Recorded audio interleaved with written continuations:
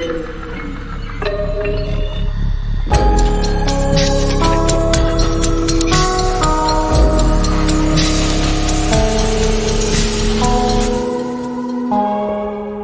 is That Is Effing Weird, and a new month means a new topic. But before we get into that, let me introduce who we have on the show. I am Alex. I am Tristan. And today we have a guest on the show, Cody. Cody, thanks for coming on to the show. Thanks for having me. Today we're going to be covering ancient life, civilization, some theories, and maybe some possibilities of some different topics along ancient civilization within a whole. And that's where we have Cody on. Cody is I would say an expert. I've talked to him a little bit before this. He knows quite a bit, some different theories, a lot of different areas. So Cody, again, thanks for coming on the show. Hopefully you can shed some light, some different things. Maybe you're going to teach us some stuff, because I'm kind of new to this area too. So I'm looking forward to it. First off, why don't you tell us a little bit about yourself and how you got into the topic, or the area of ancient civilization? Well, me personally, I would probably consider myself more of just an overall knowledge seeker. And I feel like I'm a big believer of history is written by the winner, and a lot of things kind of get misled and misinterpreted. So anything that I'm not supposed to know, I kind of gravitate towards. So ancient history is definitely one of those things that I feel like there's a lot to sift through and kind of create your own opinions, because at the end of the day, what we read a lot of times are just that, the author's opinions. So I feel like there's a lot of interpretation that can be had, and good conversation with other people kind of creates better outcomes. Yeah, that's well put. Well put. A question that I have for you, and I think some of our listeners too, is what would you consider to be under the definition of ancient? So what qualifies something? Because like my grandma, I would say that she's ancient, but she's not. But what would you consider, and what would fall into that category? So first, to quantify an ancient civilization, first we must understand what a civilization is. So the 7 characteristics of a civilization are: they have stable food sources, they have a social structure, they have a government, they have a religious system, highly developed culture, advances in technology, and highly developed written language. So those are all needed just to have the civilization aspect. So now ancient civilizations are basically like the first pop-ups and versions of these for the cultures that we look back at.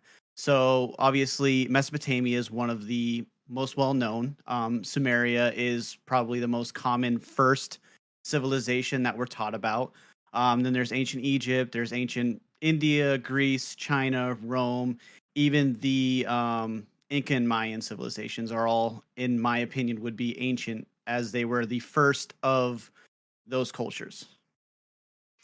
So if it doesn't have one of those, if it's missing one of those 7 that you just described, technically it's not a civilization then?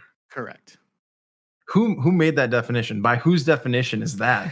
So that is I'm not trying to be like, is that yours? No. Is that yours? No. So that is just a characteristic used from historians over the years to verify, because obviously you have many tribes in many places, and at what point do we say, this is a civilization, or this is just a nomadic tribe that created this?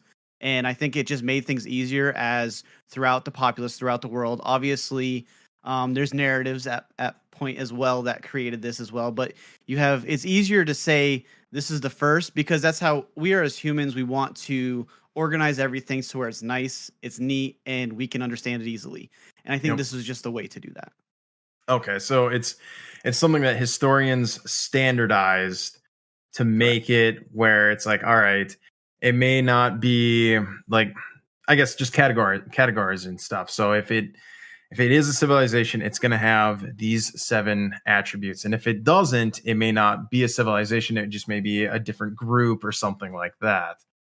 Correct. And there's other people that have theories that they don't believe a civilization became advanced until they start seeing some like bones healed and certain medical procedures that were capable of being done. So that way that let them know that they were stable enough to take care of their people, and they weren't just as soon as they were injured, they died because the gods will take care of it.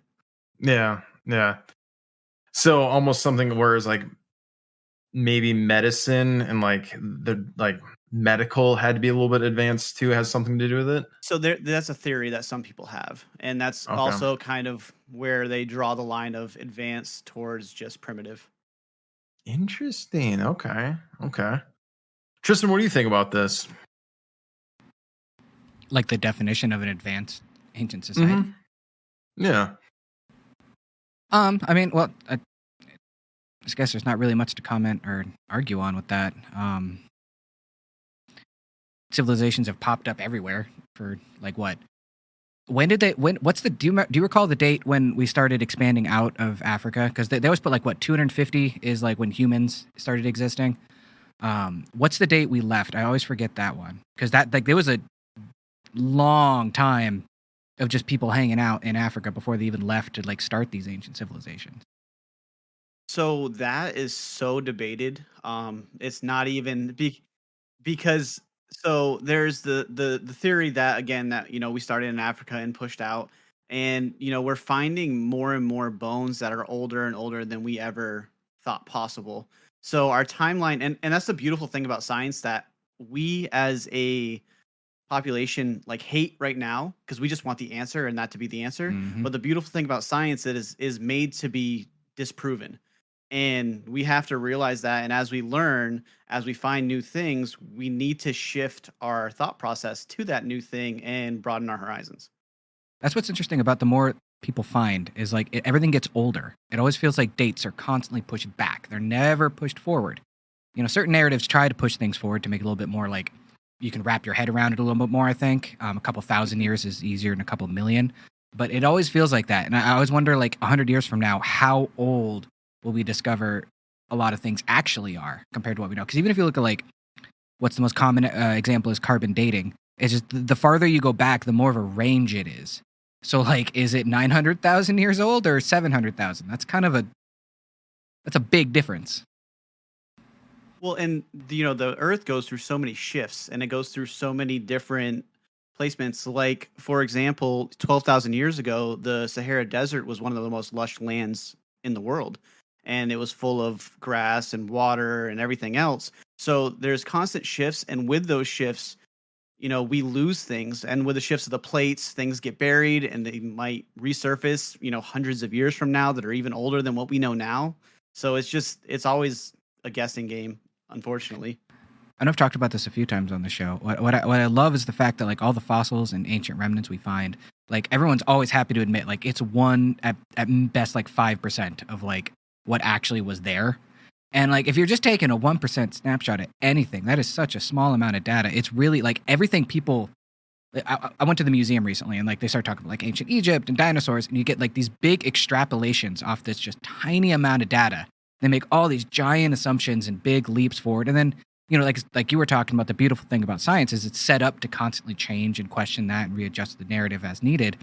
But it's just amazing to me the amount of like solid fact we put into of things that were just extrapolated from like this thing's jaw was this long, and like they got its diet off of that. Like, although those are reasonable things to assume, and I see how they got there, it is amazing the leaps we take just to like fill the entire narrative. Absolutely. And I agree with that completely. And even the fact of carbon dating itself, the way that we, age things is just the best that we have currently. It may not be accurate at all. We may develop something in the next 100 years that is 10 times more accurate, and all the dates that we have are thrown out the window. I look forward to that. That'd be fun. Yeah, me too. That's the best thing in science is big shakeups, Mm-hmm. Well, what do you think then? Do you think, from your personal opinion, do you think things are much older than we perceive them to be? Or do you think they're like it's completely wrong and maybe it's younger or anything in between? Are you asking me? Because I think shit's way older. I mean, the question's open to the floor, I guess. No, go ahead, Cody. Go ahead and answer that. I mean, I agree with you. I think that a lot of history and a lot of things that we have found, like fossils and stuff like that, I feel like a lot of the powers that be have held on tight to what was found and what was said in order to keep the narratives that they've had going. Because obviously, there's some things that will make certain religions question their doctrines and question the validity of some things, and they don't want that because the easiest way to control everybody is to keep them happy. So I feel like things are much much older than we assume that they are, and I feel like there's a lot more out there that we have found we just aren't aware of. Like what specifically? I mean, many things. So, like you were saying in the museum. So back in the 30s and 40s, a common thing in the museums, I believe it was in I don't remember the name of it, but the museum in Chicago. So they had giant remnants of fossils of giants that they found in the States that they Mm. transported to the museum, and Mhm. it was a big eye catcher, and people wanted to come to the museum because they wanted to see something they've never seen before. But that quickly got put under wraps, and now there's no history of that actually being there other than like newspaper clips and other things, and giants never existed because it doesn't fit a narrative that they want to put. I don't know what that narrative is. I'm not smart enough or high enough level of the government or whatever those people are to say what that narrative is. But it's obviously there's things that are hidden for a reason. And I also understand both sides of that. I understand you don't want everybody to just lose their mind that aren't able to comprehend some of the information that is coming out. And I understand that as well. But I think maybe there should be a little bit more trust. I was gonna say, well, that I don't understand is because if there was something that was like, all right, we found giants, they exist. What would be the point of now saying that it doesn't exist? If you were already bringing that up to where it's like, okay, this is a real thing, and people were okay with it, then where does that hysteria and like, oh, I can't handle this, like, where does that come from? So that's a religious thing. So that's Oh, okay. because that's a Christian versus Jewish versus um the Catholic Church, and giants aren't real because if giants are real, then angels have fallen, and angels don't fall because nobody disobeys God, and if you disobey, it creates this whole can of worms that they don't want to answer. So Mm. it's just easier to quiet some things down instead of answering the difficult questions. You kind of already touched on this a little bit, and I know this may be a kind of a difficult question to answer, but as far as like life, as far as like the earth from now till back then, what would you say is like the biggest change as far as like the earth goes? Do you know? Um, well, again, it's kind of theorized, but Mhm. there has been proof that there is salt and proof of ocean and water life in the Sahara Desert that they've been finding the past couple of years, Mhm. and proof of vegetation and all these other things, which does make sense because if you think about it, and I'm not going to open this whole can of worms, but there's a theory that it's not necessarily global warming, but necessarily there's just the climate zones are changing like they did back then. So the Sahara wasn't as hot, the equator wasn't exactly placed that way, and the Earth kind of looked different. Plus, where it was as far as the plates are at that point in time, we'd have to kind of pull that back as well. But so sorry, I'm kind of rambling on all No, different no, go. directions. But You're good. That's Yeah. what we do on the show. Go for it, ramble. but there's I would say probably best estimated guess from my standpoint is it probably looked completely different. I would say Mhm. that majority of the desert land that we have now was fertile, and probably a lot of the most fertile places we have now either didn't exist because the plates didn't hit each other and create some of these mountain ranges, or they were probably some of these places were probably barren deserts. That's a really interesting theory that you're saying that like global warming doesn't exist and it's Well, I just I think it climate or does, yeah, well, but it is a theory that's out there. yeah, but I think I just like that's a very interesting theory though to say that like it. Alex, what I think he's saying, just to stop you before we get too down that road, I think what he's saying is it is a very well understood fact that the Earth works on cycles, just like any biosphere would. Like if you're in an aquarium, you know how that works. Like cycles happen in Mm. any healthy biological organism. If you look at the Earth like that, sometimes it's going to be cool, sometimes it's going to be hot. Actually, right now is still one of the coldest times in the Earth's recorded history. Normally, it's a lot fucking hotter. It really is. I don't know. And Last week was pretty fucking hot here. well, not just that, but also the humidity. I mean, you know that Yeah. I know you're from up north, you know, off those lakes, like that humidity mixed with that heat sucks, dude. Yep. So it's pretty well understood that happens, but it is also controversial right now, but also pretty well understood that we're speeding up that process. We're making it worse. It's a thing that's already happening, but you know, we're all dying, but you can make it worse by chugging a fucking fifth of vodka every day. Like, we're all going to get there eventually, but you can speed it up by doing those things. And that's another common theory right now, is that we've passed that point of no return, that it's just like, well, I mean, it doesn't matter what you do at this point. You've already kind of like triggered that cycle. Correct me if I'm wrong, but I'm pretty sure that's what you're talking about, right? Correct. Okay. Okay, well, I'm the idiot, all right?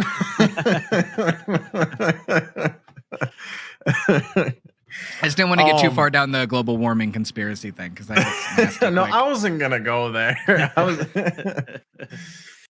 Another question that I had was, what sort of things do we have today that wouldn't be around that if it weren't for people in the past? Now, something like, I guess, like an example would be like irrigation systems. So like the Romans, they were the first ones to do like the whole toilets and everything like that. Well, they stole it, but yeah. From who? Romans stole everything, dude. Yeah, What? they stole it from the Etruscans. And basically, so like when the Holy Roman Empire was basically like branching out and trying to take over the world. So during that process, they came along the Etruscans, which is Tuscany, and that area of the world, and they already had the plumbing and, you know, systems and sewer systems, and they just basically took it, improved it, because the Romans were who created cement and created that process. So they did improve it and make it better, but they still stole the idea from somebody that they conquered. Interesting. Well, would you say they stole it? Oh yeah, dude. That's the best part of the Romans. Why they were successful is they were good administrators and they were fucking organized and they could build shit quickly. All they had to do from there is expand out and steal everyone's ideas. Like, because some empires, like, they would force their like ideology on people. The Romans weren't like that. They didn't give a fuck. Like, they were just like, you gonna pay your taxes, or at least let our people come in here and take the taxes, which is more like what they did. As long as you did that, they would let you live however you want, and they'd take whatever good idea you have and incorporate it into the system. It's part of the reason they fell, is they became an over-bloated system, taking too many ideas at once. But that was part of the beauty of their rapid expansion, is they had to do that. They were the Bill Gates of the ancient world. Fucking A. Interesting. What are the sort of things that did the Romans take? Well, I mean, they took a lot of. I mean, obviously they did create some things, but the Romans weren't. The Romans were good warriors. They had a good oligarchy and governmental system that worked. So the initial system was actually two heads of state. Most people don't know that. So there was actually two. Yes, there's two leaders, and that kind of helped with nobody being overly powerful. And it helped with ideas, because I mean, nobody is ever the smartest person. Like there's always ideas from everybody that can be taken, and they understood that in the beginning. Now, when they became a one ruler, that's kind of the fall of Rome started to happen. But so they just took, you know, good things from some of the people that they overtook, and just made it better throughout their systems and throughout, you know, all the land and ability to have everything that they wanted. Yeah. But to kind of go off of what your other question, you know, some things, obviously, I had the sewer systems from Rome, who they stole it from. Agriculture, we learned from Mesopotamia. They had a vast agriculture system. They were already plowing and doing things that we didn't think were created or invented until years later, which the plow wasn't invented until years later, but they just basically did a rudimentary version of it, of taking big stones and pushing it through the ground. Okay. But then paper, the Egyptians created paper as we know it today. Obviously, before that, you had the cuneiform tablets, and you had a lot of stone tablets and things that were carved into, which the Egyptians did as well, but they also had papyrus and they created paper. And then fun ones, chocolate. The Mayans created chocolate. So we owe them for that. And then also, you know, the great one, obviously the Mayans created the calendar too. Oh, Okay. That I was can't more of a im- joke about the Mayan calendar, but Yeah. I can't so for like the stone tablet thing, I can't imagine this is just making a mistake. Like, can you like you're chipping away at something and then just like it just chips like a little bit too much. But Mhm. if they were now I don't know much about this as far as like them inscribing into tablets. Was there a certain type of material, like was it limestone that was like it just is easy to carve into and there's not you can't make a mistake? Or was it like, nah, you're gonna fuck up sometimes? So I'm not as into rocks, so I can't exactly answer that, but I would Yeah. definitely assume that it would have to be almost like somewhere in between the middle of hardness, because if it was too soft of a stone, it wouldn't have Hmm. survived and we would have never Yeah. found it like that many years later. So Yep. there's definitely some, hardness to it, but obviously if it's too hard, they're not carving into it or they're just chipping it away. Yeah. So I that's something that I've always wondered too. I thought it was is just unbelievable the way that they're able to, cuneiform writing is obviously it's pretty simple. I mean, obviously, it Hmm. looks like they took like a punch and basically punched certain things in it, which is obviously a lot more simple. But then carving's got a lot more creative and a lot more in depth, and you had Yeah. to be pretty talented in order to do that at a very accurate level.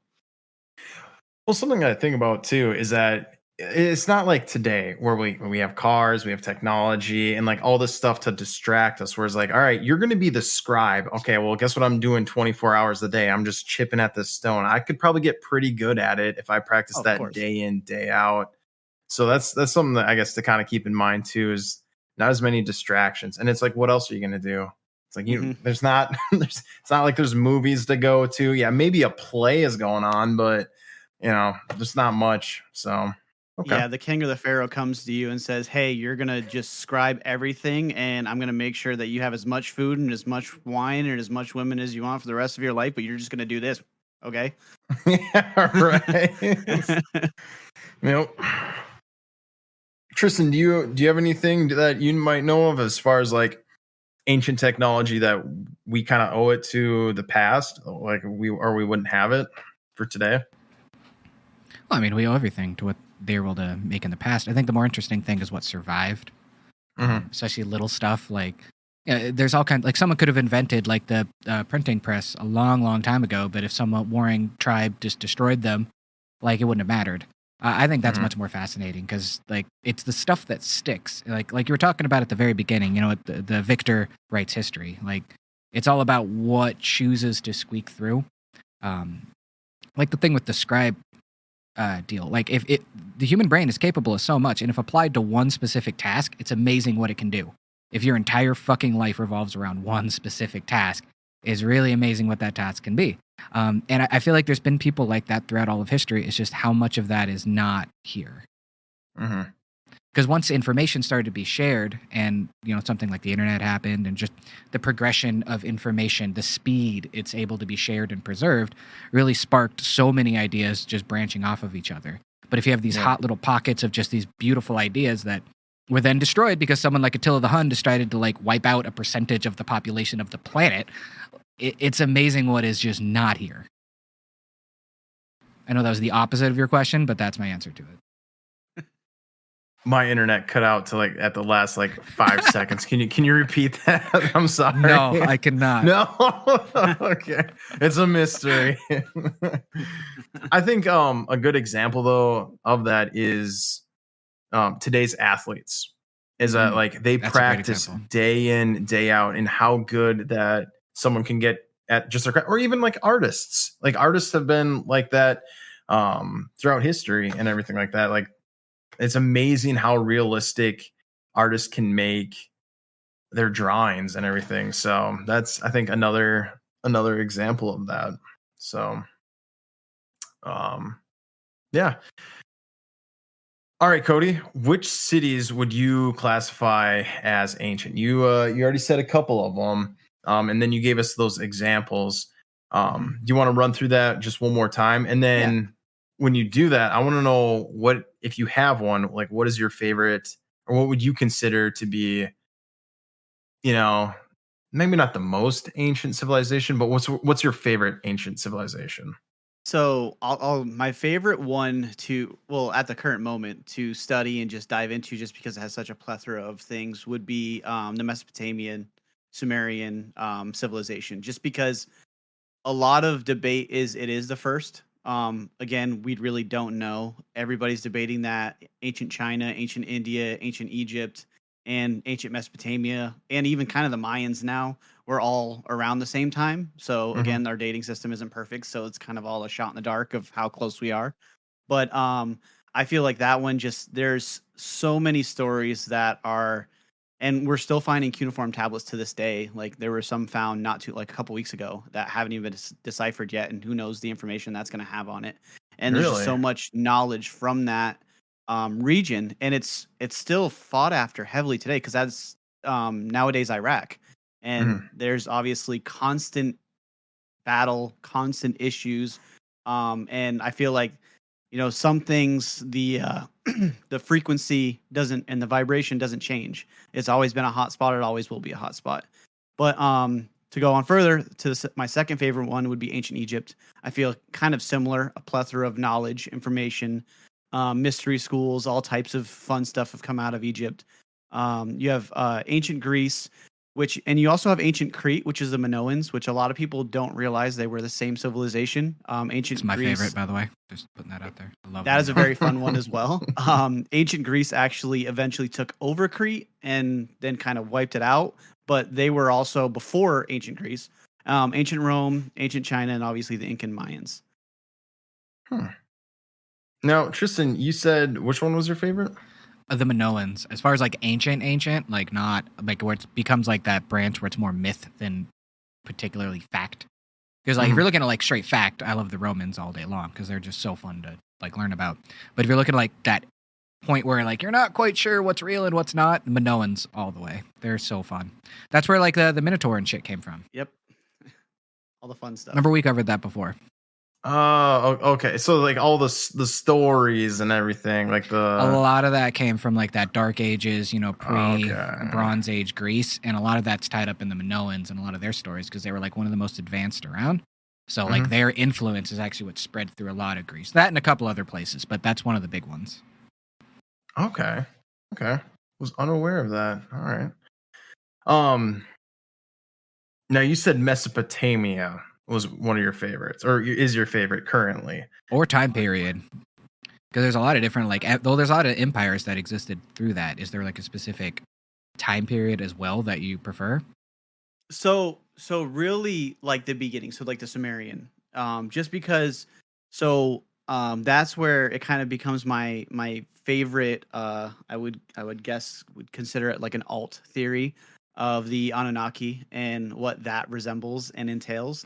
And Okay. so the Anunnaki were their pantheon of gods. So their sun god was An. So the Anunnaki is people of An, and it was like basically the initial pantheon of god of the sun, god of storms, wind, lightning, god of fire, god of war type of thing. And that's where that a lot of that created from and stemmed from. And you just see the similarities of almost all pantheons from there.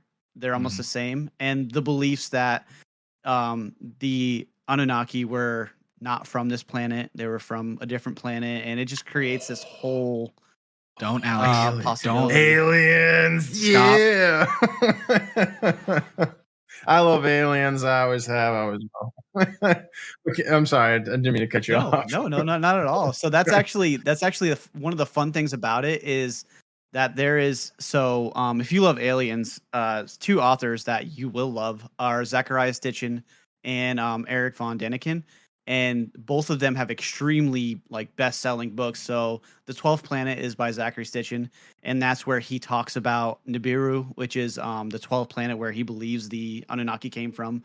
And there's an alt theory beyond that is a complete, so there's supposed to be a circumbinary planet that both orbits our sun and another sun, and therefore their orbit cycle is every 13 to 26,000 years, which is why we haven't seen them since, and why, so on and so forth. But it's very interesting the way that he breaks it down. And then Eric von Daniken's Chariots of the Gods is an extremely huge bestseller. A lot of people have either heard of it or read it, and that as well is about the Anunnaki. And they use the Sumerian cuneiform text and Old Testament interpretations to kind of validate their statements on the Anunnaki and prove that essentially that they were actually beings and not just mythological creatures. All right, so again, we're going to take like a step back.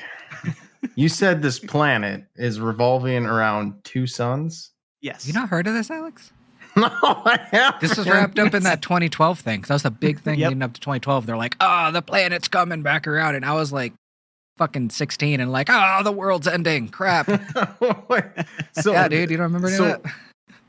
I mean, there was a lot of theories going around in 2012. Like, I mean, the big one, I think, what was it? I can't remember what was like the big one or whatever. I think, I don't remember. But I love your theory, though. The one where like the world actually ended and we're all existing in limbo right now. I love that. I like that one too. I like that one. That's what I said?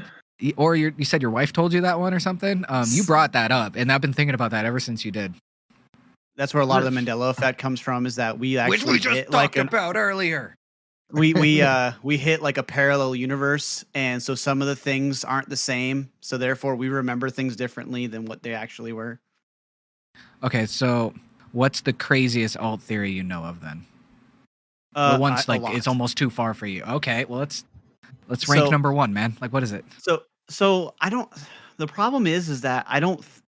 I'll tell you my number one, and it's because it's actually probably the most believable. Which, fair enough. Okay. Not most believable to probably 98% of the populace, but to the 2% that will actually dig and not let emotions and what they've already been told take hold of what they're learning, is very possible. So, and that is not necessarily where they come from, but that they were an alien, essentially, race. And so there is a belief that like the current UFOs that we know of, or UAPs they're called now, were actually interspace, interdimensional objects. And basically the top of all the doorways in ancient Egypt and in some of the ziggurats, the drawing is a cylinder with wings coming out of it. Okay. Yeah, I'm familiar with what you're talking about. So the theory is that when they're in atmosphere, those wings are folded in and they're a UAP or a UFO that we know it. But in interstellar travel, those wings are out to allow them to basically traverse in a way that we don't understand. But it's interesting because like obviously the three pyramids in Egypt, the pyramids of Giza and everything else, the way that they align to Orion's belt, and there's some theories that their planet could be around Sirius or one of the stars in Orion's belt, and that's why the pyramids are created that way. There's theories that basically their planet was dying, which is a million sci-fi movies, I know, but their planet was dying. They were on their way to basically harvest the resources from Earth. They created their first species, which ended up being too smart, which we know as the Atlanteans. And they weren't very helpful with and they were obviously insubordinate and not what they wanted. So then they created the dumber species, which is us, to then mine all the resources. And again, there's the loop. So they left for a period of time. But what we know of interstellar and, basically the way space works is what could be, 10 minutes somewhere else could be thousands of years here because of the way the universe is expanding and the way that the time works. It's only relevant to where you are. So there's, quite a bit of theories. Like I said, I can ramble because I have so many. Like I did like 3 podcast episodes on the Anunnaki, and I still didn't actually even touch like anywhere near of what I wanted to. There's so much information. Yeah, there's a lot out there about those. I remember I used to be into that concept quite a while ago, but it does like start to feel a little fan theory-y after a while, It does feel like sometimes like people like get like an initial idea which is based in some sort of reality, like, okay, we're really a lot smarter than everything around us, so it does make sense that there was some kind of intervention in some way, right? Once you take that leap, you're like, okay, then we can start thinking, what are those things that contributed to that? And it's just like one leap after another leap after another leap after another leap, and then next thing you know, you're talking about interdimensional flying wings and shit. And that is one part that like I kind of get lost on with that, and why I kind of stopped looking into anything like that myself. Is just like once you start having to make those leaps, it does feel, although it's fun and interesting to look into from like a creative perspective, it does start to get not dangerous, but it does start to get a little fanciful. You got to get cautious of that, because sometimes you got to feel like you got to make sure you're always doing like what we talked about with science and opening up the idea for question and making sure that nobody ever takes anything like that too seriously. Oh, absolutely. Like this is it. This is the only way. And I feel like with everything, so my initial thought process with like extraterrestrial life is the thought process that nothing exists outside of the Earth is unattainable. There's absolutely something, maybe not to the humanoid aspect or the way that we like to elaborate. Yeah. Exactly. But there's definitely life elsewhere. And if we are in the earlier stages of growth and development of some other galaxies, we have to also, in that, just the analytics aspect and the statistical analysis of it, is that there has to be something or some civilization or some world that is much more advanced than we are at this point relative to our timeline. Obviously, in their timeline, they were probably similar, maybe before, maybe further than us. But if we are like, when you put like our size of what we are in the actual universe, we are so like subatomically small in comparison to the universe as a whole. So there's definitely, it's just definitely something out there that's probably more advanced than us. Now, with that being the case, probably smart enough not to come near us because we're absolutely just barbaric in every way, shape, or form. And anything that we don't know, we just try to kill first and then figure out what it is later.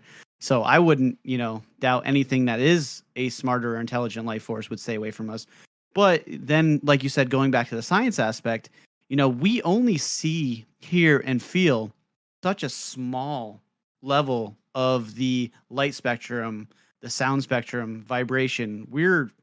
And that's kind of where you get to the dimensions, the fourth, fifth, sixth dimension, and who knows what's there as well. We can only wrap our brains around what we can see, feel, touch, think about, and kind of hope that we're somewhere near right elsewhere. I agree with everything you said except for one point.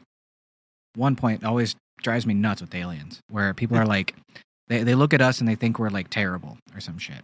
That always pisses me off. Because like, if you think about it, like look at how humans interact with other animals, other species, whatever it might be.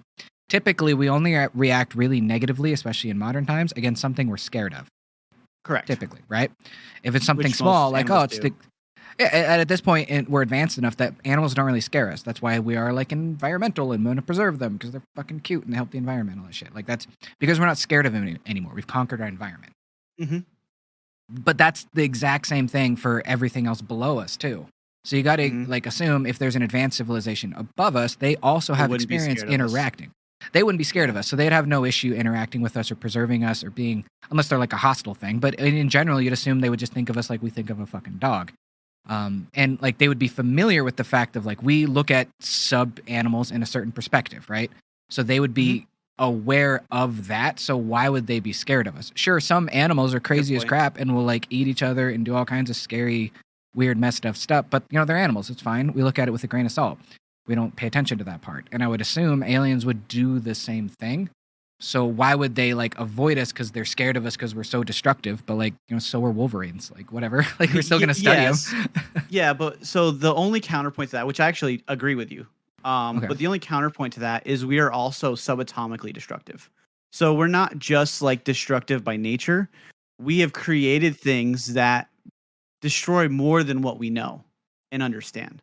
So at the moment nuclear weapons were created and utilized, we became a different type of issue.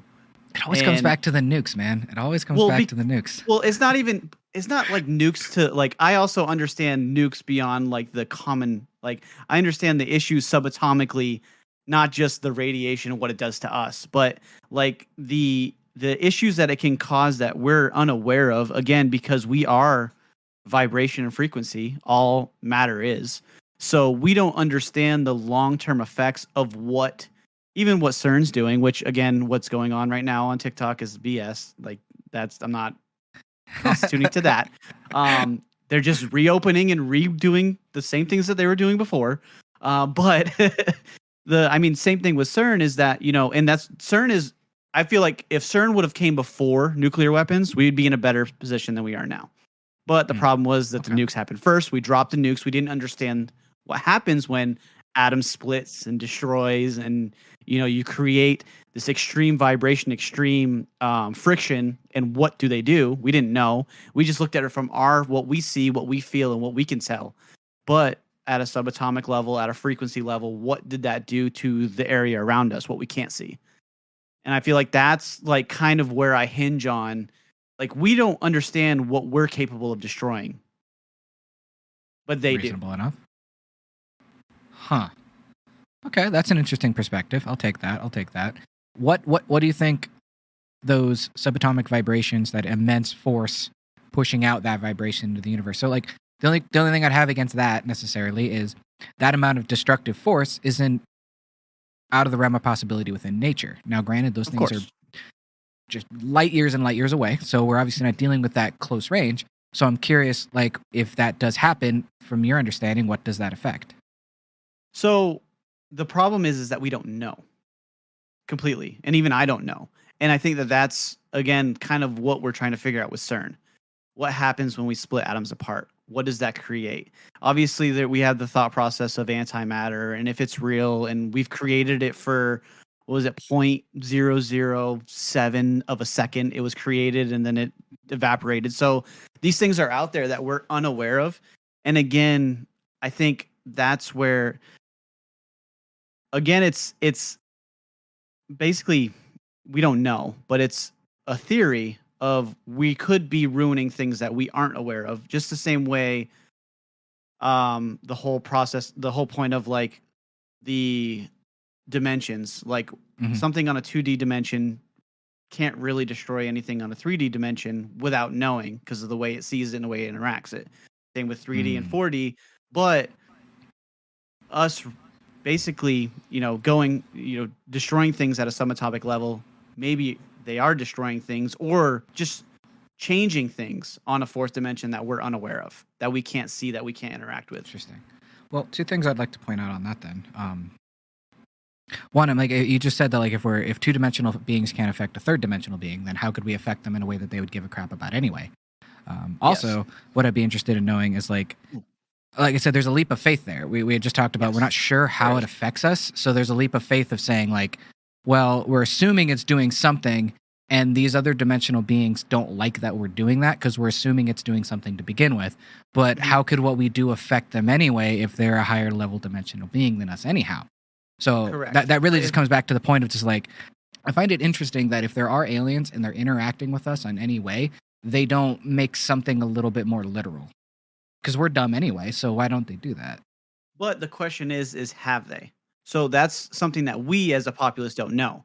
So the argument with that is they could have. And so a story that I'm going to wait for him to get back, because it's one of the questions that he gave me.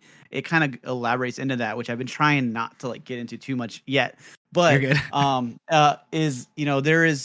there is stories and theories that they have reached out to us multiple times. Obviously, like we have the whole Men in Black thing, and I'm not even going to that point. But there are stories from military admirals and leaders that basically other beings have reached out to the powers that be, and they just ignored them. And some of the things that they've reached out about are the nukes. And that's where a lot of I would say the line straddlers between aliens and not kind of sit, is that a lot of UFO activity, phenomenon that we've seen, has ramped up since the nukes. And there's a theory that they're trying to intervene with nuclear weapons.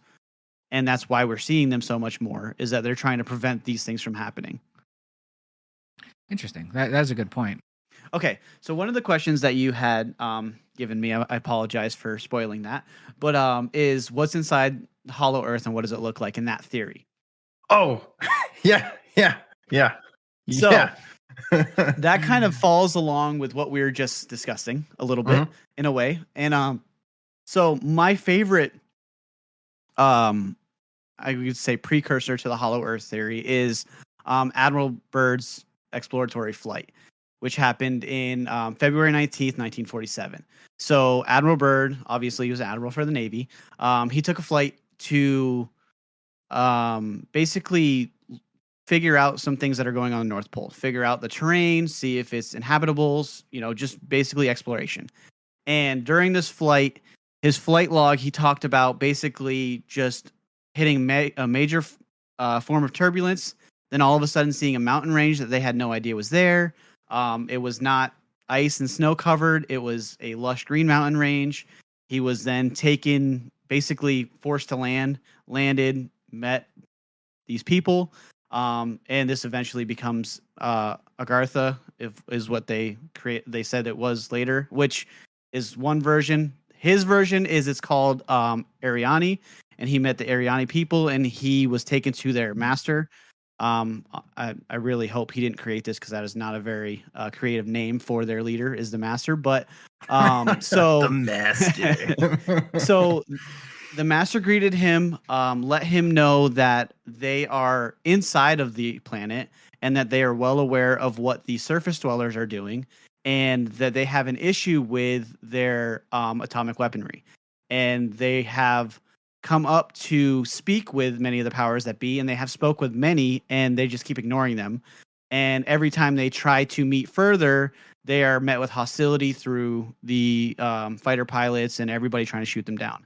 So they brought him there as a naval admiral to then kind of basically they thought his character was good enough to explain everything that was going on, and maybe he could convince some powers that be, which if we know anything about the American military, that's just not how it works. But so he then left, brought the message to his superiors. They told him he's not allowed to say anything. He's under, he signed a contract. He's not allowed to say anything to anybody else. They'll do what they will with it. And then when he retired, he created this book and this story about everything. And he said he knows he's going to get in trouble, but he wanted everybody to know. So some people have basically some stories about randomly finding their way into the center of the earth. There's beliefs that there's entrances at both the North and the South Poles, in the Kentucky Mammoth Cave, Mato Grosso, Brazil, and some of the caverns there. The Pyramid of Giza, obviously the pyramids have to be involved in everything. So the Darrow Caves, and then a few other places around the world. And that's kind of where the very, very famous book and became a Disney movie, Journey to the Center of the Earth, came from. And it's just a very interesting theory, but kind of what we were just talking about with potential aliens and them having issue, or fourth dimensional beings having an issue with the nuclear weapons. There's a story from a military admiral about it. So I thought that was pretty interesting. Yeah. No, I that story and it's not the first time I've heard that story. I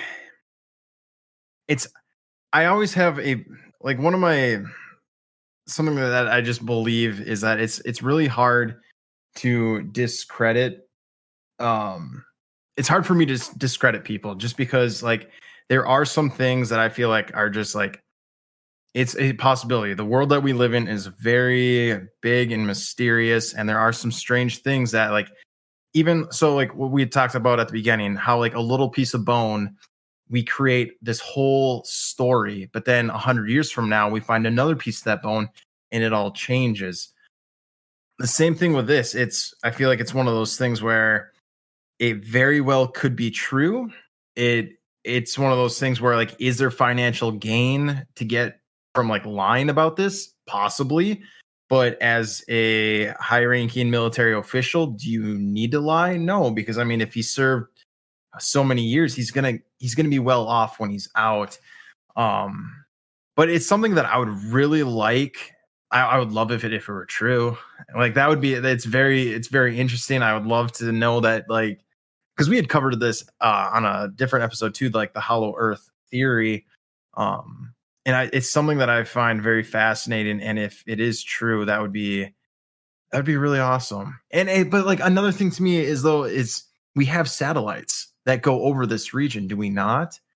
So something that I've always kind of like questioned, and you kind of explained it too, is that the theory of maybe like people would be like in mass hysteria and then just like flood this area if like Google Maps was like, yep, this is the hole. You can see like the whole lush area right down there. Like if it's something where like the governments are like, no, you will not photograph that, like, so I don't know. I just hate to think I'm not going to lose my mind. Just let me know that there's aliens and we'll be good. Like I know they exist. I mean, the universe is so big. That's the conversation we just had. Yeah. But I mean, I agree with you. I mean, it's difficult to, contradict people who have been of a certain caliber and of certain power. Mhm. And I mean, obviously, like you said, there's financial gain. I mean, he probably made a ridiculous amount of money off of that book and Yeah. off of, speaking engagements and so on and so forth. You don't think so? You guys remember General MacArthur? One of the most brilliant military commanders in history, who referred to himself in the fucking third person. Yes. I will never underestimate people's desire to think they're bigger than they actually are. You have a point there. Yeah. I'm gonna say, you ever read those transcripts of like his stuff, like in the Philippines and shit? Like, I will return to the Philippines. Like all the shit he would just say, man. Like, I don't find it. If you're an explorer, you're someone who is naturally looking for fame and accolade by definition of what you're doing, right? You're going out to discover stuff, probably more for your own ego than everyone else. That's just probably what's going on. So if you don't discover anything and it's just a big fucking ice sheet, it wouldn't hurt to like spread some other stuff. That's true. The one thing I do agree with you. But the one thing I will say is there is a flight log that backs his timeline, like from the military, that backs what he's saying, and he's saying a lot of these things in real time.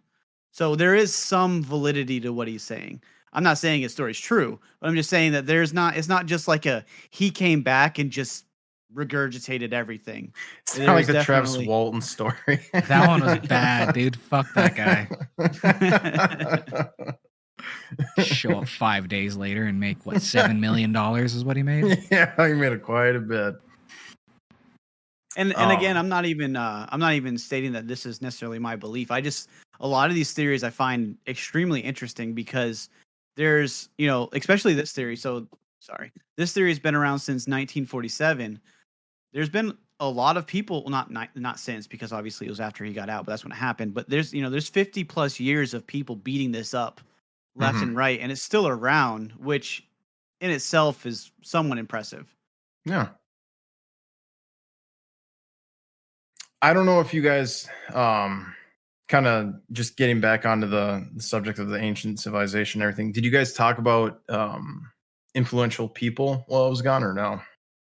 Not exactly. Not exactly. Okay. So some influential people within the ancient civilizations. Who are they, and what did they bring to the table as far as like, what were they known for? So in Mesopotamia, which I've kind of started with each time, so I'll kind of follow that. Really, there's only two major figureheads that we kind of like know extensively in history, and that's Gilgamesh with the Epic of Gilgamesh, and he was the king of Ur. And he, again, if you're aware of the Epic of Gilgamesh, it gets fanciful, but it's a story in itself. It's basically, he's a demigod, and he's looking to become immortal, and it's the story of him attempting to become immortal, going through trials, very similar to Hercules, but much older than that story. And then the other one is Hammurabi, which we still utilize today in law to some extent, the Hammurabi Code, the three principles of the Hammurabi Code. But we don't, unfortunately, especially as like the Western culture, we don't really pull a lot from ancient Mesopotamian and Sumerian cultures. And Hammurabi is Babylonian, but it's still the same area and just developed later. So I kind of like put those together. But we don't really utilize a lot or learn. I mean, we have like sections of it, but I can speak. I'm probably a little bit older than both of you. So back when I was in school, it was a very, very small chapter, and they didn't really talk about it a lot while I was growing up. Yeah. So then obviously we have the famous ones from Egypt. You have King Tut, Cleopatra, Ramses the Great, and then his Ramses II, Ramses III, and the lineage of that. Yeah. And then Moses, and a fun one that I like to throw in there, I'm not sure that you guys are going to be aware of who this is Hermes Trismegistus. Tristan? No. Okay. So this is going towards the mythological aspect. So there's a theory that Hermes Trismegistus, which is Hermes thrice great, so 3 times great, is the embodiment of the god Horus, and Hermes, obviously, and then an actual man who created the Emerald Tablets of Thoth. And so it's the crazy story. And I'm sorry, not Horus, Thoth, but it's a very interesting. It's where a lot of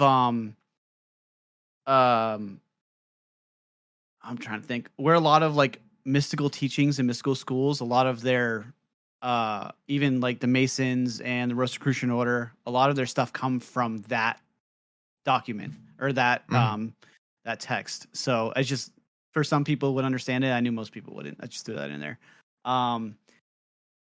Ancient Greece, we had Alexander the Great. We all know what he did. He tried to conquer literally everything by the time he was 30. He was extremely influential in a lot of the things we did. Obviously, we had the library, of which we lost a lot of things, unfortunately. That probably could have shed a light on many of the things we're talking about today if they weren't lost. Aristotle, Socrates, Plato. I love the Assassin's Creed theory that Socrates and Plato were like demigods, and that's why they had all the information that they had. I don't know if you guys are gamers at all, but that's a fun little. I game, but I have yet to play one Assassin's Creed game. I don't know what it is about it. I don't know, because I've heard the first one is great, but then everyone after that is just kind of like, eh. So if I'm gonna, I have to start at the beginning and work my way. So it's the best advice I will give you is, if you're a fan of history, you're going to love it and hate it, because they utilize historically accurate characters and date ranges, but they obviously manipulate it to fit the story that they want to tell. So didn't they make George Washington like evil or something like that? Yeah, they made him a Templar, which is the Templars, which is funny, is the Templars are basically what we would consider today as like the Masonic order or a fraternity. And that they were the bad guys and they were trying to take over the world, and the Assassins, which also has a truth and history of the assassins in the Middle East. But that they were the good guys and that they've stayed in the scenes and tried to, order things, it's just a normal story of good versus bad and balance and all that fun stuff. And then obviously ancient Rome, we had Caesar, which everybody knows who Caesar is. If you've ever seen Gladiator, you know who Caesar is.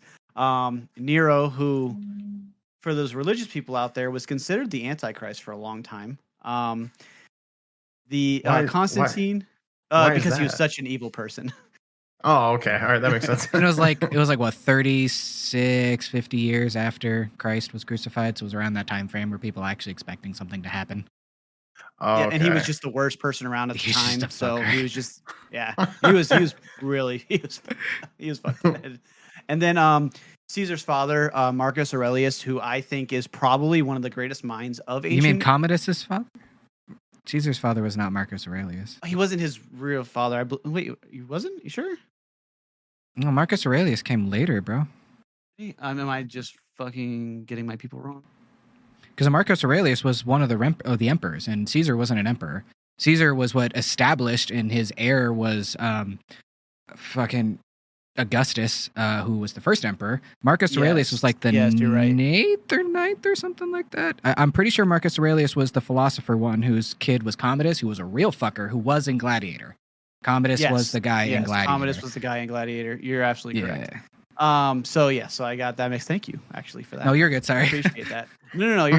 There's a lot of names and a lot of things. But but Marcus Aurelius was a genius. A lot of his philosophies and things that he created are still used today, and they're still relevant today. Yeah, they're Can you give an example of one? Dude, I can't think of it. They're basically almost like haikus and like philosophical. What's the term when you have like a really smart statement? Proverb. There it is. Yes. thank you. Proverb. Okay. Yes. Yeah. All right. Yeah, he called them his meditations though, but yes. And he just like, let me see if I can find a good one so that way I can give you. I kind of just put a lot of this as bullet points because a lot of these could spin off to whole different podcast things. himself. Yes, exactly. So I tried to keep a lot of them short and sweet. So for one, this is a base one, but it's put an end once and for all to this discussion of what a good man should be and just be one. Oh, okay. So a lot of like motivational quotes now would be basically soliloquy of what he said. Got it. Okay. Was that all the influential people that you had? Yeah, for those are kind of like, I feel like majority of those are people have heard of, but a couple maybe they can look up later. Yeah. Do you have a favorite one, Alex? Do I have a favorite like influential person from like ancient times? Yeah, like he name dropped a lot of people. Do you got a favorite one? Probably Abraham Lincoln is gonna be my favorite. Dude, that was like if it happened yesterday, it's ancient in my book. I can't.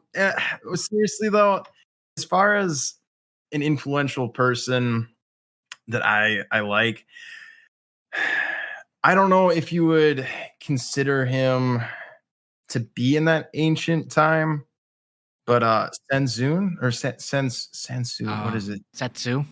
Yes, yeah. Thank you. Like Art of War. I love that book. It is such a good book, and like even like as far as like I know the military still uses some of like his teachings within the ranks and everything. So I really like his teachings, what he had to say, almost like what you were saying about those proverbs and everything, like those motivational quotes. So I'd say that's probably someone who I would probably really, if I had to pick one, that would probably be one. Nice. Yeah. Moving on though. Oh yeah. No. Well, let's not move on. Tristan. Oh, do I have a favorite? Mm-hmm. Probably Diocletian would be my favorite. He's why is that the best? He was a later Roman emperor. After the fall, basically, it already kind of collapsed, like past the 5 good emperors. Where it was like an emperor every 6 months for a while, and then he came to power like out of fucking nowhere. Like he was just a soldier that basically a coup after coup after coup after coup, he eventually ended up in charge. And what he did is he turned the entire Roman government into a business and ran it like a very effective CEO. Basically, is how he did. He like made sure taxes were collected. He divided everything up into systems, and he split the whole empire into 4 different parts, whereas 4 different governments working together. And then so he did get a little crazy toward the end. For the most part, he had a great reign, but then at the end, one of his sub-emperors became convinced Christians were evil. So he did kill a lot of Christian people, like a lot of them, just for fun. That part's not good. But past that, he basically left the Roman Empire like better than it's been in probably 200 years. And then he fucking retired to go farm. Really? Yeah, dude. It's like, fuck this. I'm done. Like, I'm good. I don't want to keep doing this. 20 years is long enough. I'm out. And he goes and farms. Granted, they tried to like bring him back in later and he said no. And then Constantine killed his wife and daughter and shit like that. But up until that point, it was a great, story. Oh my gosh. Yeah, Constantine's dad was one of his sub-emperors. And then Constantine took over, Christianized the whole fucking thing and like turned it into kind of the modern Europe. But Diocletian was right the fuck before that. It was the last like true pagan emperor before things changed, and he's just awesome. I read a couple books on him. He's really interesting figure because he came from literally nothing, and then like reshaped the entire Roman Empire and all of Europe and that part of the world. How long was he a soldier for? His whole life. Like, he was one of those kids that's like, you can farm or be a soldier, and he joined being a soldier, but he was good at talking, and he was good at kind of, like, becoming everybody's buddy and, like, kind of working his way up through shit. So, like, from, like, there's not much on him, but, like, when he was about to become emperor, like, anything 5 years before, like, he was emperor 5 years before that, we have some info. Anything past that, just nothing. He just kind of came out of obscurity. I think he came from What's that area next to Italy? The landmass where the Balkans are, where like Croatia and stuff is. What did they used to call that? You might know, man. Not trust.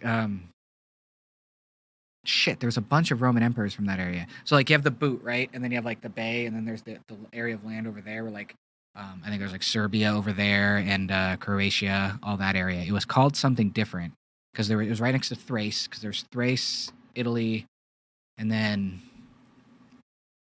someone listening to this probably knows what I'm talking about. Yeah, they're probably saying it right now as, yeah, it's this. They're probably yelling at the podcast. It's like, it's this thing. But yeah, Diocletian's probably my favorite ancient person. I think he's really interesting. Does it say how old he was when he retired being It's emperor? like 60s, 70s. I don't have I've read it, but I don't know the exact date off my head. He was old. He was a good older dude. Because he was probably like in his 30s, 40s, like rising to power. Because it was pretty typical for like people not to be in charge until they were almost 50. Like effective leaders, that's typically when they would start taking charge. Anyone younger than that, it was almost always a disaster. Okay. Because that's what I was wondering, was like, how long was he a soldier before he took the reins of being, in charge of Rome? His entire, I mean, picture like a soldier who's like really good at organization and not actually doing work, but telling other people how to do it. Yeah, I think we've all run into those yeah. kind of people. Yeah, it's just everyone liked him, and he just kind of made his way up. And then like he was the right hand man of the guy that assassinated the emperor, and then that guy ended up getting killed by all his people. Then all the people decided Diocletian's the dude, and he's like, all right, cool. Okay, interesting. Again, Victor's right history, so he may have planned that from the fucking beginning, but we don't know That's that. very true. He never portrayed it that way. It was always like a really me kind of thing. Like that's how he always portrayed it. What? Yeah.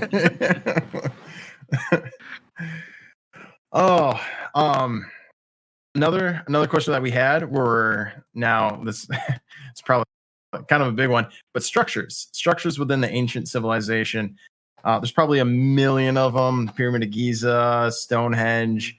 We got a lot of them. Are there any that you would consider to be kind of maybe obscure, but they did have some like significant like purpose, or what I mean? So obviously, I think the Sphinx had a much bigger usage back in that time than we know what it was for. There's a theory that we've only uncovered part of it now and excavated part of it, and there's caverns and stuff underneath it. So I feel like that's a really interesting one.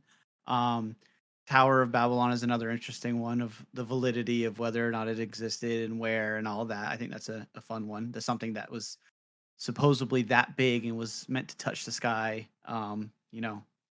There's a lot of questions about that. Yep. The ziggurats in both Mesopotamia and Incan and Mayan cultures, and obviously the ziggurats in Incan and Mayan cultures are still up. I mean, you can still go see them today, and they're still standing fairly well. So I think those are just a lot of the things, like you already mentioned, the pyramids. There's things that we just have no idea how they were done still to this day, and just I feel like a very good potential way of doing it is what we alluded to in the beginning of the show, is that when your mind's on something for so long and it's the only thing you do, you can create some pretty insane shit. So you think years and years and years of doing that, they probably created some ways that just got lost to time that we just are unaware of. And the Colosseum, Great Wall of China, like those are some other big ones. I mean, Great Wall of China, obviously you can see from space if that exists. And wait, what? I had to throw that back to the Hollow Earth thing, just to rile some people up. But the Colosseum is obviously still standing for the most part, and there's just some amazing structures that were created for purposes in some cases that we don't even know. Nikola Tesla believes that the pyramids were created as an energy source, and to create a type of free energy for that culture. But what were they using it on? What were they utilizing the energy for? If that was the case, obviously, Hollow Earth theories believe that the Pyramid of Giza is a way to get down there. So I think that a lot of these monuments and these structures, I think what makes them so interesting is the possibilities behind them, and not just the structure itself. Something that I do wish is like the purpose, like as to why, like why were they built? Now I get like some of them were built like, you know, if a king is ruling, he's like, you know what, I want a big ass fucking pyramid, make that shit. Like it's just one of those things where that might have been the reason why. Who, like you said, who knows really? And that's something I think that we're always going to try to find, and I think that's good too. Is like we won't stop as humans until we get to the answer, and I think that's pretty cool because we're always like we said at the beginning of the show, we're always uncovering things. Something might be true today that's not true tomorrow. So. Well, I think the question that I don't think it's asked enough. It is asked, but I don't think it's asked enough is how is a structure such as the ziggurats built almost identically, literally on separate parts of the world at around the same time when travel shouldn't have been, that they shouldn't have been able to know the same thing or do the same thing. And I'm not. Well, for you can go the alien route. I know that's a big precursor to that, but it questions that, like, there's so many obviously potential possibilities of how they knew. There could have been a nomadic people that found a way to travel. Yeah. And it kind of brings in the whole Perry Rees map of there's parts of the world that was explored well before we like to say that they were, so that way we can give Christopher Columbus credit. But I just think it's interesting in just how these structures are all aligned. They're, in some instances, have a similar purpose that we think, but they look identical. They're built the same way. And yeah, we could utilize math and efficiency and stuff like that, but these are supposed to be primitive civilizations that have done things that we can't do today. I think the movie, and this may be stretching it a little bit, but the movie 23 with Jim Carrey, I think explains it perfectly. Wow, okay. Where you're going there. I let me finish. Is that like because he was looking for the number 23, he was finding it. And I think for like some people where it's like the pyramids are exactly the same here as they are over there. Well, is it because you're trying to piece it together that they do fit? Like, it may be that like the pyramids are like 10 feet apart here, but they're 100 feet from another place. Well, are they the same? Well, no, not exactly. One's 10, one's 100, but they're both, ones and zeros. So it's like, okay, well, they're kind of similar. So I can kind of get that. So I think if you want to try to find something or a reason behind something hard enough, you'll rationalize. It's almost like the flat earth where it's like, they want to believe so bad and so hard. I'm sorry if you're a flat earther, but I have beef with flat earthers. Like, we've tried to have a flat earther on this show so many times, but they always bail. So if you're a flat earther and you're listening, please come on the show. Let's talk. But anyways, they believe so hard into something that, it becomes true for them. I think the same thing could be said, I think, for a lot of stuff in history, maybe some structures. Like, for me, aliens, I want to believe so much that aliens like had something to do with it, that it's like, you know what? Aliens did. There's no possible way that humans could have built something like that. Or almost like you were saying, there's the similar here, and then there was no way that they could have known, or there wasn't that travel. So aliens had to help. So I think until we know more, there's always just gonna be that mystery, and that's something kind of too, that mystery behind it. You can kind of, it's almost like Burger King. You can have it your way, however you want. Well, I will say, like, an interesting caveat to that, and this may help you at least a little bit of a category on one of your next shows. Is if you ever dive into the mathematical properties of the pyramid and what the measurements equal. It gets pretty crazy how exacting it is, of how they're like measure the circumference of the earth through it, how they measure how far you are from the sun, how far you are from the moon through different spots of it. It gets pretty wild, and it kind of starts lessening the fact that it was accidental and Mhm. more on purpose and intentional.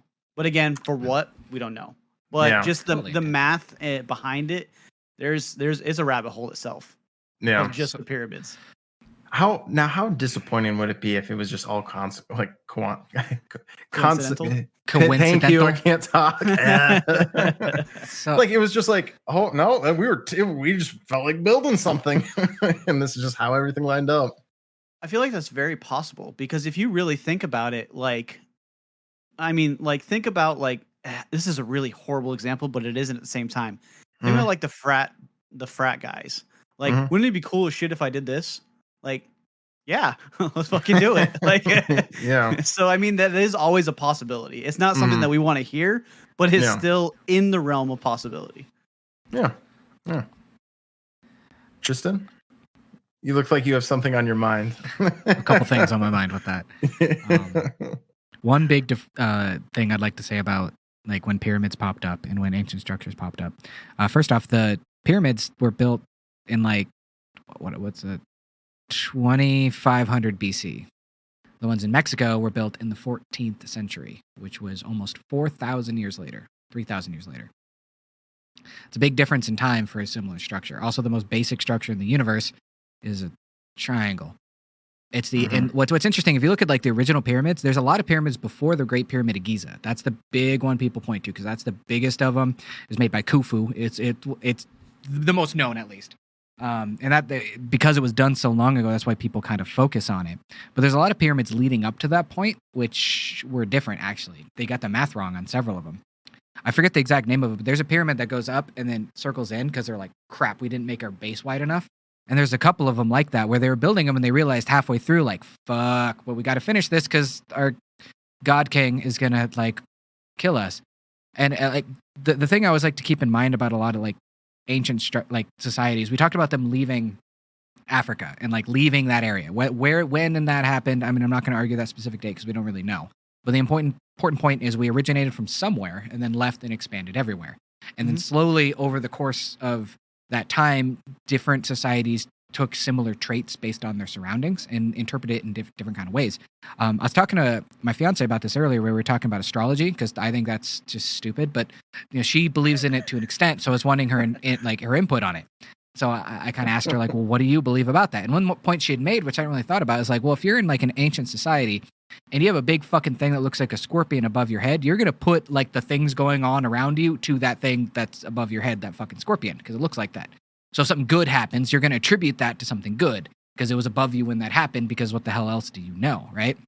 True. And you're going to base all of your society around when these things happened to your society and what was above you. And like you said with like the bro frat thing, of course you're going to be like, oh, we learned all this math because, you know, math is like the language of the gods, right? That's a thing that every civilization can discover regardless of how you communicate with each other. Math is still there the same way. Yeah. It never changes. So if you can discover that, exactly, if you can discover that universal language, you're going to like be like, is that in relation to those stars that are above me? Does that matter together? Because they're both always there and they never change. So you're immediately going to assume that you have to connect them in some way. So what's the best way you can physically exert your power on the universe is to make someone build something that is in relation to both the stars and math. Which is where like pyramids would come from. That's like the biggest flex you can do in your life, because that's what all of us are trying to do, is just live our biggest life. And if you're born like in like that different society, that gets almost into a class thing. Like there's a different mentality when you're in a different class than people that work. I mean, for the most part, I think all of us work for a living. We earn a paycheck, maybe a paycheck ahead of time, but like we're all kind of living our lives. None of us know what it's like to never have to worry about money ever again. That is a hugely different mentality, right? Yeah. And then to apply all that knowledge around you and that control of people, what naturally are you going to do if you have nothing else to do all day? You're going to get the smartest person to build the biggest fucking thing possible, most relevant to everything around you, which is a pyramid. Like that's where obelisks were created. Yep, that's where it would kind of start. And like Stonehenge, where like they were tracking the movement of the stars through that. You know, they'd build things that are attributed to things greater than themselves, which at that time, the only thing you could really do is look up. That's so sad. The only thing you can do back then is, you know, look up. Like you said earlier, there's no movies, man. There's no internet. There's no like you can get drunk or just hang out and look at the stars. There's really not a lot of in between once you're an adult. I mean, you really think Yeah. like adults are playing with toys? Because, they had toys for little kids back then. Do you think adults were practically doing that? No, they were doing what modern adults do. They're just grumpy all the time. That's true. Oh, wow. Well, now I know your that's an exact stance example on astrology. that's an exact example of why, but that's why these things are so great, is that no matter like where you are in your life, no matter what your religious, ethical, moral beliefs are, you can create how these structures fit into your thinking. For example, there was, 3 different thought processes over the same structure. And it's the same structure. The structure didn't change. Our perception of that structure changed to fit what we believe and what we're content with. And I think that really is kind of the most impressive parts about them. I like that. Well And rounded. then if I'm the victor, then I say aliens created them. It goes Well, nobody can ever circling disprove right you. back. And that is why people fight each other, Alex. So stop that. All right. Was anyone have anything else with that? With the structures? Okay. Well, I mean, what we can do is we can do one more question. We've been at this for probably like an hour and a half. We can wrap it up now, or we can do one last question, an alternate kind of theory on ancient civilization. It's totally up to you if you want to or not. I mean, I'm cool with it if you guys are, so I'm down. Okay. Fun. All right. So last question for you, Cody, before we wrap up. Alternate theories as to some ancient civilizations. Are there any, and what are they? So yeah, I feel like we've covered a few of them already.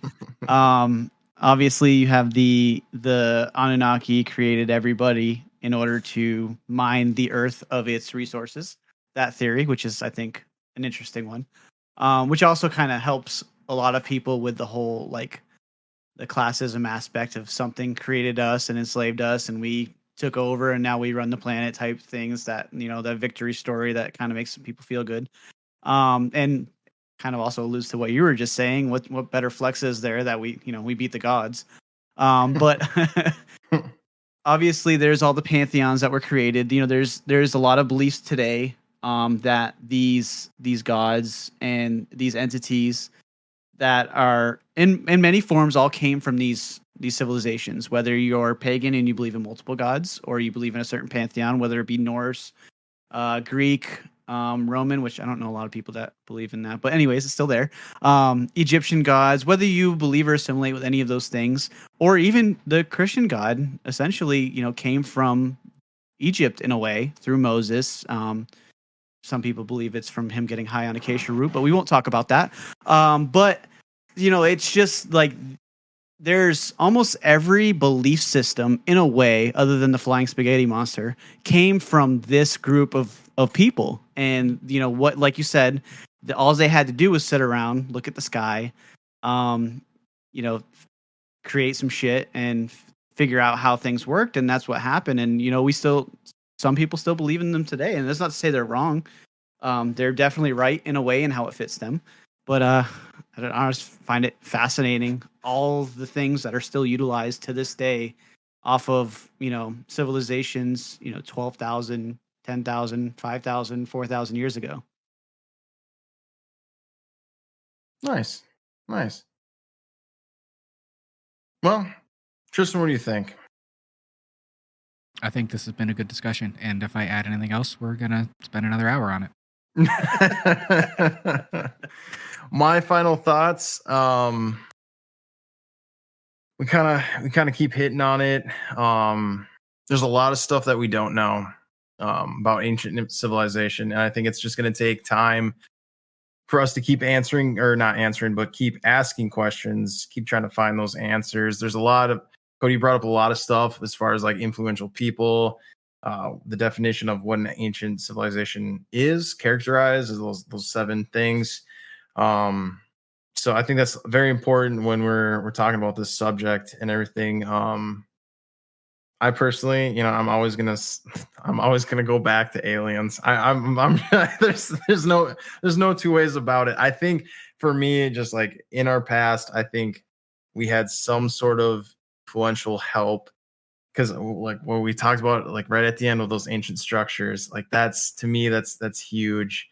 But you did bring up a lot of good points, Cody. Thank you for coming onto the show, shedding some light on, some ancient facts for us. Do you have any last minute takeaways for our audience members or anything like that? No, not at all. I felt like it was a good conversation. I think if you're going to take anything from this, take the fact that, it's three very different thought process, three different ideas behind the same structures, and kind of put that into your perspective when you want to grow, that everybody has a different opinion. You can learn from them regardless if it's different than yours. Awesome. All right. If you enjoyed what you listened to, hit us up on all your favorite social media pages such as Twitter, Instagram, YouTube, and TikTok for the latest content where we have the most up-to-date information with what's going on with the show and what you can look forward to future episodes. And remember, we aren't looking for normal. We want stuff that's effing weird.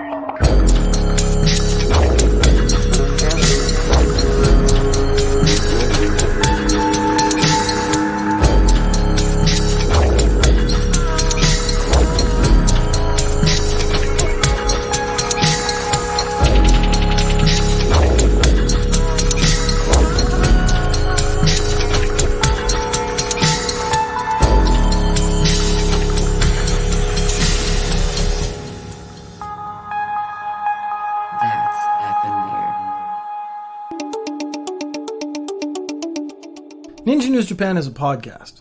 It's about news from Japan. Japanese news. There's no ninjas. If you're interested in the news, this is a good podcast. If you're interested in Japan, this is also a good podcast. If you're interested in ninjas, this is not a good podcast. It's a Japanese news podcast. It's a podcast about Japanese news. There's no ninjas.